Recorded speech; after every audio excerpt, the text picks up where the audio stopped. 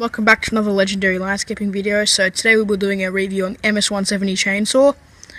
So this guy it weighs 4 kilos, has about 1.3 brake horsepower, or sorry 1.3 kilowatts or 1.8 brake horsepower, has a 14-inch bar. So it runs on regular steel mixed gas 50:1.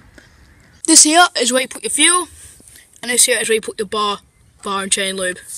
The basic 4-way starter. So a bit of view. Doesn't have any markings because it's a bit of a cheap saw. It only retails for $2.49 Australian. You can pick it up at pretty much any steel dealer.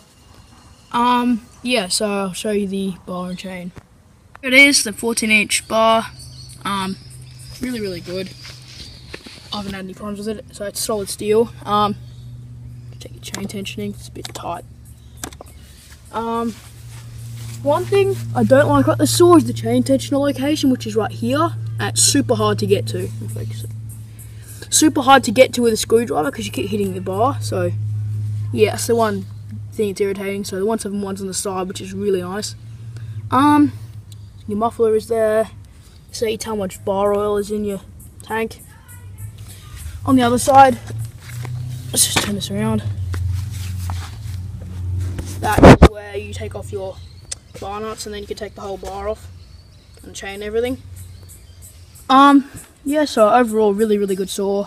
The anti-vibration isn't really the best, but it's not too bad. So for all the money, it's definitely worth getting over some Ms-170 rubbish or whatever.